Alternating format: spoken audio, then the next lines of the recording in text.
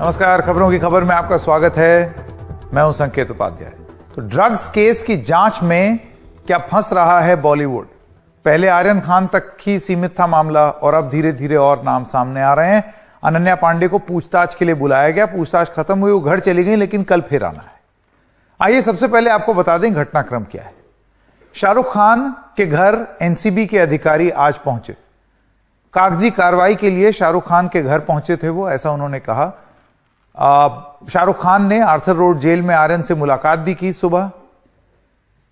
आर्यन खान को 26 अक्टूबर तक जेल में ही रहना होगा, क्योंकि तब जमानत याचिका पर सुनवाई है बॉम्बे हाई कोर्ट में। 26 अक्टूबर को सुनवाई होगी। यह तो एक एस्पेक्ट था आज जो हुआ। दूसरी कहानी जो हुई वो ये थी कि ड्रग्स केस के शिकंजे में और सितारे भी लगता है आ रहे हैं। आर्यन खान के बाद अब अनन्या पांडे की बारी। एनसीबी यानी कि नारकोटिक्स कंट्रोल ब्यूरो ने अनन्या पांडे से 2 घंटे तक पूछताछ की। पांडे का लैपटॉप, मोबाइल फोन सब जब्त कर लिया। एनसीबी ने अनन्या पांडे के घर की तलाशी भी ली। अनन्या पांडे को कल सुबह 11 बजे फिर पूछताछ के लिए बुलाया। आर्यन खान के व्हाट्सएप चैट से एनसीबी के रेडार पर आई हैं अनन्या पांडे। तो एनसीबी का यह कहना था कि वो चैट जो थी उसकी वजह से हमने पूछताछ के लिए बुलाया है।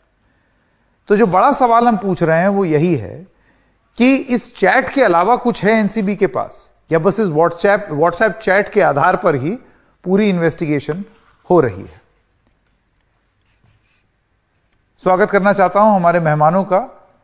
तारिक सैयद अरबाज मर्चेंट के वकील हैं और आशुतोष श्रीवास्तव सुप्रीम कोर्ट में वकील। हमारे साथ दोनों जन जुड़ने के लिए आपका बहुत बहुत धन्यवाद। तारिक साहब, पहले मैं आपसे बात करना चाहता हूं। आप मुझे ये बताएं कि पहले तो बेल रिजेक्ट हुई, उसके बाद फिर हायर कोर्ट में अपील करने के लिए कहा, वो प्रोसेस अब चालू हो गया है। उस बीच एनसीबी अब ये कार्रवाई कर रही है। एनसीबी अपनी तरफ से इसको प्रक्रिया बता रही है, तो प्रक्रिया में गलत क्या है? नहीं, ये एक टैक्टिक होता है हर इन्वेस्टिगेटिंग एजेंसी का। जब मैटर बोर्ड पर आता है या बेल की आर्ग्यूमेंट जब भी होती है, तो कोर्ट को ये दिखाने के लिए कि वो फर्दर इन्वेस्टिगेशन कर रहे हैं, इन्वेस्टिगेशन इज इन प्रोग्रेस, और उन लोग ने क्या स्टेप्स लिए हैं, ये बताने के लिए उन लोगों के पास कुछ मुद्दा होना चाहिए। तो इसीलिए ये फॉलो अप एक्शन करते हैं वो। और क्योंकि कोर्ट जब सवाल पूछेगी कि आपका इन्वेस्टिगेशन कितना पेंडिंग है और बेल क्यों नहीं दी जाए, क्योंकि इन्वेस्टिगेशन अब आपके का कंप्लीट हो चुका है, तो इसीलिए उनको कोई आर्ग्यूमेंट कोर्ट में करने के लिए ये फॉलो अप एक्शन उन लोग करते ही हैं। आशुतोष श्रीवास्तव जी, मैं आपके पास आना चाहता हूं। आप मुझे ये बताएं कि ये मामले को एक आरोप ये लगाया जा रहा है कि जबरदस्ती लंबा खींचने का एक प्रयास है। सिंपल मामला था जब गिरफ्तारियां हुई थी शुरुआत में कि वो ड्रग्स का सेवन करते हुए पकड़े गए, वहां पर ड्रग्स बरामद हुई। तो उस आरोप पर अगर देखा जाए तो जो कानून है वो ये कहता है कि जितनी ड्रग्स मिली है उसके हिसाब से सजा, और उसमें बेल मिल जाती है निश्चित रूप से। लेकिन यहां वो तो नहीं हुआ। उसके बाद और वो इंटरनेशनल रैकेट तक बात चली गई है।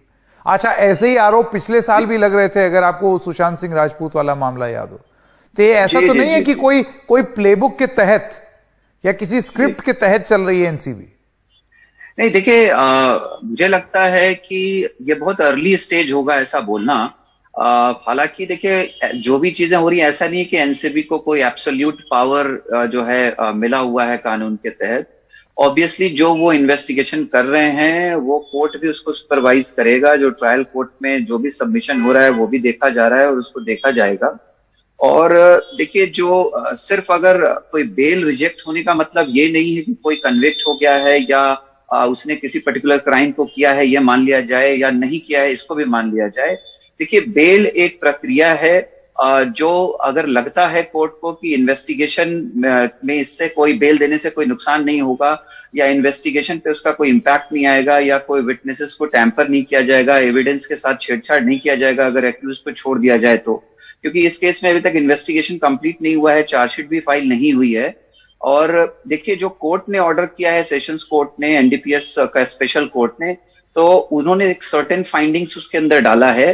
हो सकता है हाई कोर्ट को उस फाइंडिंग्स में एरर दिखता है, नहीं दिखता है, ये जो है डिफेंस लॉयर उसको कैसे दिखाते हैं, क्या बताते हैं, और जो एनसीबी है वो वापस से जो है हाई कोर्ट में किस तरीके से अपने केस को दिखाते हैं। सिर्फ ये कहना कि इन्वेस्टिगेशन प्रोग्रेस में है, इसका मतलब ये नहीं है कि कि कोई जिंदगी भर जो है या हमेशा के लिए अंदर रहेगा। वो इन्वेस्टिगेशन देखिए 90 डेज में कंप्लीट होता है। नहीं, वो बात सही है, लेकिन 90 दिन आप मुझे ये बताइए कि कुछ चार्ज लगा करके आप ये बोलें देखिए इन्वेस्टिगेशन तो 90 दिन के लिए ही होता है। देखिए तो 90 दिन तो जेल में रखना ये भी तो अपने आप में एक सजा हो गई। नहीं, हाँ, ये बिल्कुल आप सही कह रहे हैं। मेरा यही कहना है कि अगर इन्वेस्टिगेशन में अगर हाईकोर्ट को लगता है कि इसके कस्टडी की जरूरत नहीं है इस एक्यूज की, और इससे जो रिलेटेड एविडेंसेस हैं या स्टेटमेंट्स हैं या इन्वेस्टिगेशन में आगे इसका कोई जरूरत नहीं है, या इसको अगर हम छोड़ दें तो ये कहीं से भी विटनेसेस को टैंपर करने के चांसेस नहीं है, और अब इसको अंदर रख के कोई फायदा नहीं है। इसको अब जब ट्रायल के अंदर जो कंक्लूड होगा फाइनली कि उसको कोर्ट एक्विट करता है या कन्विक्ट करता है, उस हिसाब से आगे उसको अंदर जाना है नहीं जाना है इस पे फैसला हो, तो मुझे लगता है कि कोर्ट उसको कंसिडर करेगा। सैयद साहब, मैं आपके पास आना चाहता हूं और 2 सवाल हैं कू ऐप पर जो कि हमारे दर्शकों ने पूछे हैं। सवाल हमने जो पूछा था वो ये था कि ड्रग्स की जांच में कौन स्टार है और कौन कलाकार है, कोई कलाकारी तो नहीं हो रही है। इस पर अजीत लिखते हैं कि एनसीबी की कौन सी जांच है जो आखिरी मुकाम तक गई है। अनु लिखती हैं कि एनसीबी बिना किसी पुख्ता सबूत के बॉलीवुड को निशाना बना रही है। ये उनका कमेंट है।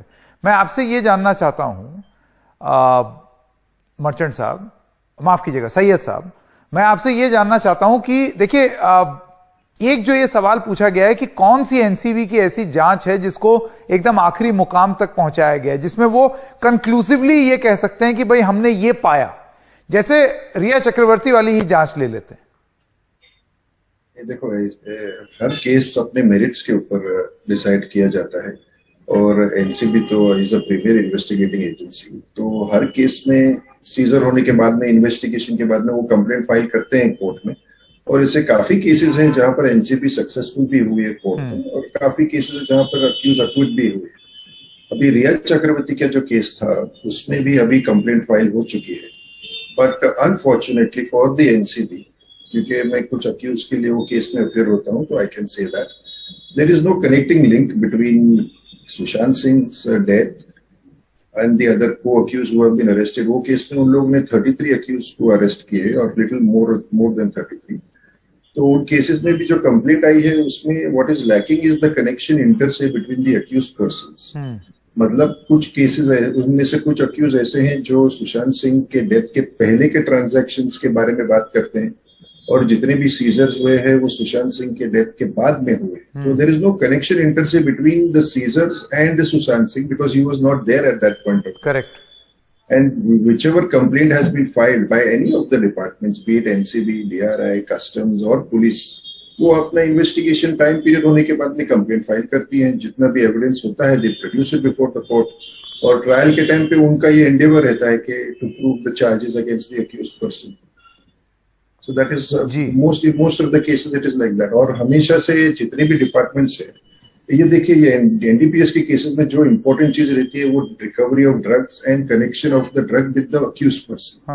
अब आप ये प्रेजेंट केस अगर आप देखें तो इसमें जो रिकवरीज है ये हमारा हमेशा से कोर्ट में कहना था कि ये इंडिपेंडेंट रिकवरीज है, और लॉ ये कहता है कि अगर कंजम्पशन का सिर्फ चार्ज है तो उसमें सजा कम है, और बेल की जो रूल है वो बेल। आपको लगता है ये बाद में जोड़ी हुई धाराएं हैं कि भाई उनके फोन में से कुछ जानकारी निकली, किसी से संबंध हो सकते हैं इंटरनेशनल ड्रग रैकेट वाले?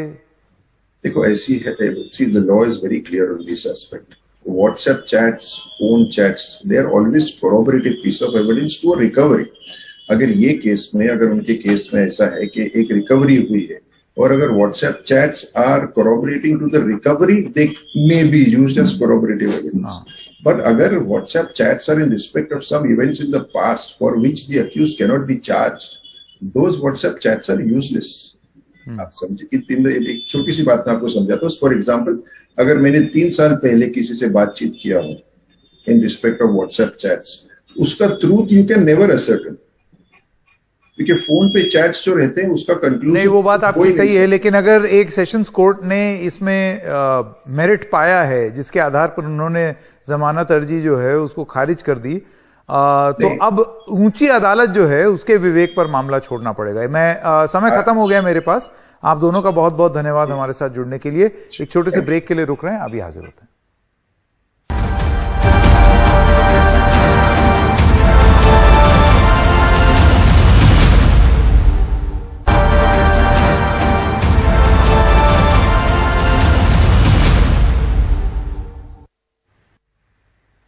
तो एनसीबी के जोनल डायरेक्टर समीर वानखेड़े ने नवाब मलिक के आरोपों पर पलटवार किया है। आइए सुनते हैं क्या कहा।